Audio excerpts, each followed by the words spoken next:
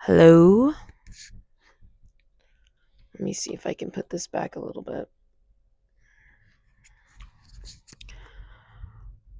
My name is Karma, also known as McKenna. I'm currently at my day job right now. I work at a adult gift shop, whatever you want to call it. Um, it's about, let's say, 10 in the morning, and just getting the day started. Just opened up at 9. I had a very, very exhausting morning, extremely exhausting. I've been waking up. I think it's probably because of my sleeping posture more so, and the fact that my body is just so tense at nighttime. I've been waking up with the worst back pain ever, literally. So much. I was doing multiple different stretches this morning, which really does help. I recently just moved back in with a parental figure. I'm 23, or I'm almost 23. I'll be 23 next month. And I don't know, my life went downhill last year where things just got really crazy. I think that all of the crazy things that happened last year, from, I mean, as far as like literally losing a job or and trying all these things out and not being able to eat, and my living situation being worse than it had been in a long time, all kinds of things. I think that it was all necessary. I think it was a necessary evil or whatever, that all of those crazy things happened to me last year, because it really did open my eyes. It really did enlighten me on myself. It helped me reflect. It helped me understand where to go more. But, I'm going to get into what I really, really wanted to talk about. So, back to this morning. I recently moved in with a parental figure to save money and to rebuild my life this year. At the beginning this year, around like the end of January, I'd say. And it's a really invasive situation. Like, I I didn't I've definitely been doing fine, but it's just like I never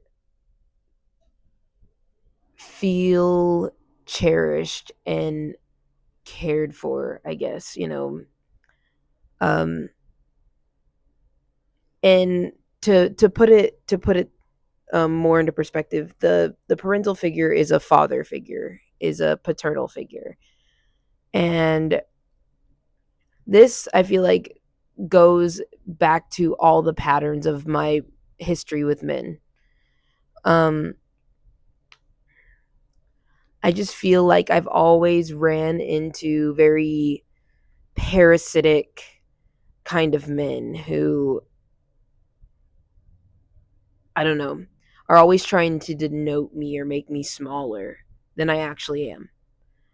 And I'm aware enough to know that there's nothing small about my presence. There's nothing small about my presence, even though I may look this way today or be where I'm at.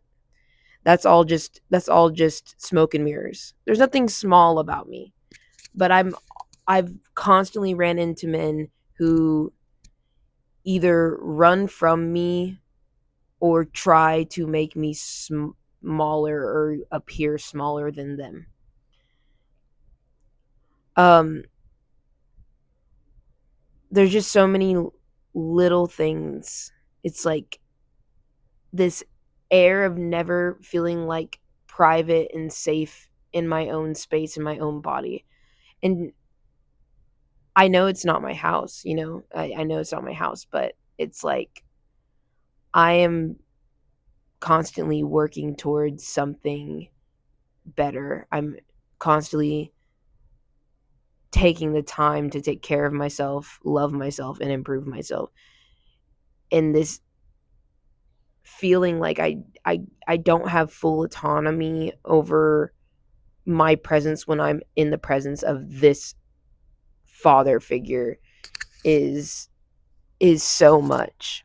I feel like I haven't gotten a full night's of deep sleep since I've lived there. And it's made it to the point where I become hyper vigilant, where I change my schedule just to make sure that we don't cross. But then I don't find it to be a coincidence that somehow this figure finds a way to be even more evasive, where I'm almost forced to be in their presence when I don't want to be. And this week has been a really weird thing for that. I don't know if it's like the phase of the month, a certain type of time of the month for me or whatever, but there's just been so many different characters of men that have came around, especially in the parasitic region, whether it's needing to be babied or needing to extract some sort of attention from me and my person and who I am. And I mean, I'm not new to it. I know I've seen it multiple times. I've seen the pattern multiple times, and it's not I'm not I'm not buying it. I'm not, you know, but it's just like I would like my mind to rest, and I would like to not have to deal with it, because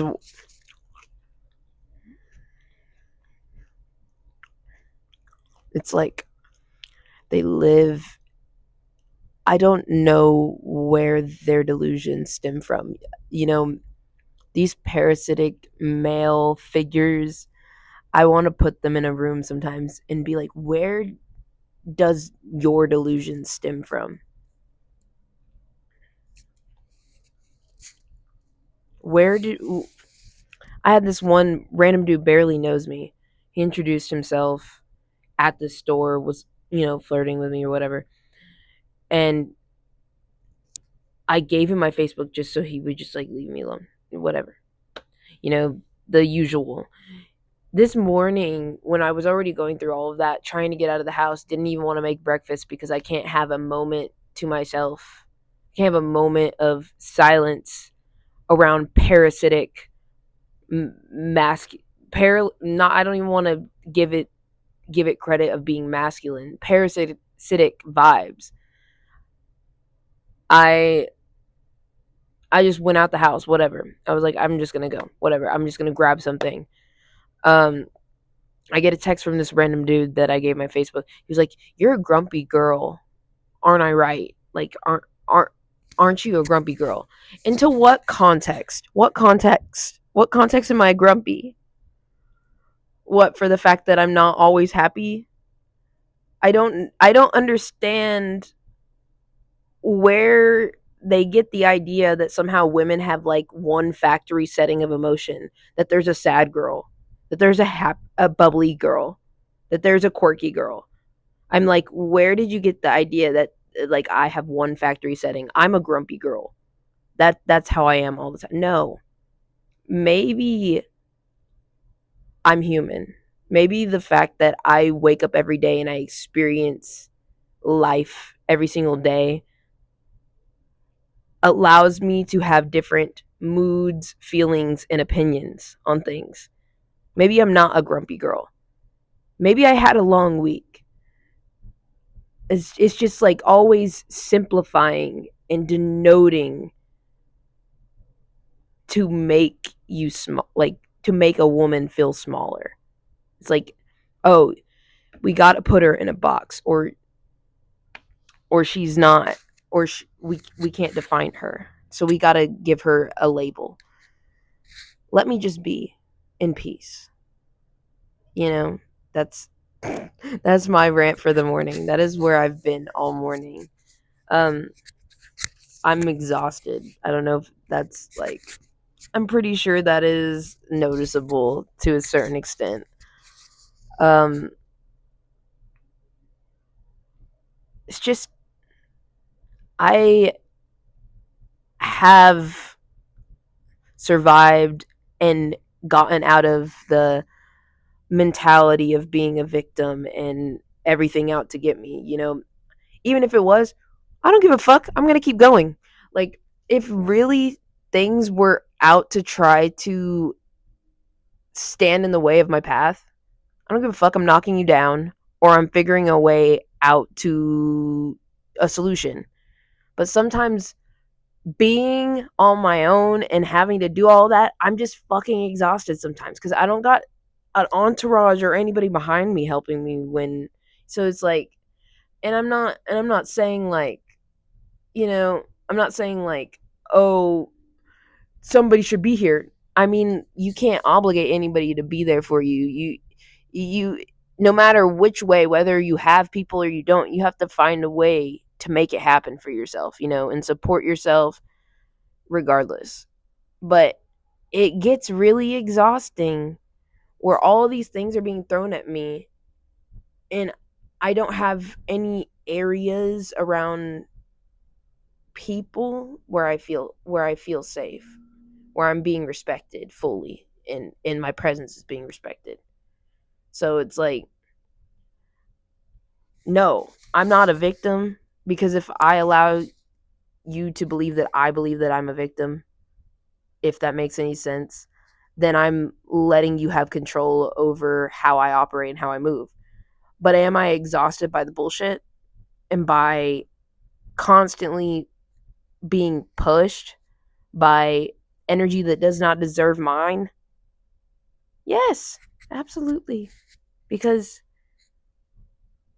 is it as constant as it used to be? It's definitely gotten better. I'd say that it's improved like at least 15-25%, where that's not as much. But moving back in with this parental figure, I have to deal with it like every single week. And the you almost, some parts you can't be mad because they don't actually realize how they are. They don't. They don't. They really don't. It's surprising, but not. I mean, I just it's like, this is okay. This is like literally what I'm dealing with. Um, the TV is always on. The cable is always on. It's always at 60 or 70, night and day.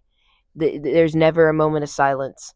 There's always constant smells, constant noises, constant this, constant trivial conversation. And I already have so much going on up here. That's an invasion on what my mind is already working overtime to sort out half the time. And I advocate for myself no matter what situation. I am very communicative about what I need. I need silence. Okay, doesn't happen. I need to be left alone and let the moment just be what it is without having some sort of dialogue. Doesn't happen. I need to be able to just be able to shut my door and not be bothered. Doesn't happen. It's just, it's like putting up a wall and someone pretending that it's not there and still talking through it. And sometimes walls need to be put up. I don't mean all the be vulnerable with yourself, love yourself, get real with yourself. I get that. I mean that sometimes walls are purposely put up for safety, protection, and just to fucking have some peace. and to pretend that they're not being put up is literally you're just shitty. I don't know. You're just a shitty human being. I've had to deal with this. This is, I mean, I already am very familiar with this because I grew up with this. And just forever? No. I was living on my own and I lost track of my responsibilities and things. And this is where I'm at. Is it a failure? Absolutely not. Because if it was, then I would not be doing better, eating better, and feeling better. But there's just those little things. It's like people trying to force themselves into your presence and existence, or that they feel entitled to it to some degree. I don't, we are not, as people, entitled to anybody else's existence or presence. We're not. We're not entitled to other people's lives, regardless of who we are or what we do for them. Sister, brother, mother, grandmother, you're not entitled to anybody's life. There is so many series of things that go on in the course of life that factor in why you're not entitled to anybody's life. If somebody gives you a door, an opening to their world, their love, and their it's because they. But it doesn't matter. It doesn't matter who it is. I I believe that family is an important and beautiful thing, but with dysfunctional family dynamics and so, um, it it's a little more complex than, the traditional family dynamics of other places that believe, oh, family is family. It's not exactly the same. It's not. The reality is that if somebody is giving you real love that has no transaction or conditions tied to it, they're doing that because they want to. And then after that, we are not entitled to anybody else's existence at all. And to be so parasitic and invasive and feed off of people, like you're entitled to their time, their presence, their attention, their words, their actions. What are they doing? What are they doing with their life? Oh, they must tell me everything that they're doing. Why are they? No. Let people have their own privacy. And it's not even about, like, apparently you don't even have to be famous for people to want to invade your privacy. Funny. You don't have to be a world star, leading actress, or singer for people to want to invade your privacy. Apparently it starts early.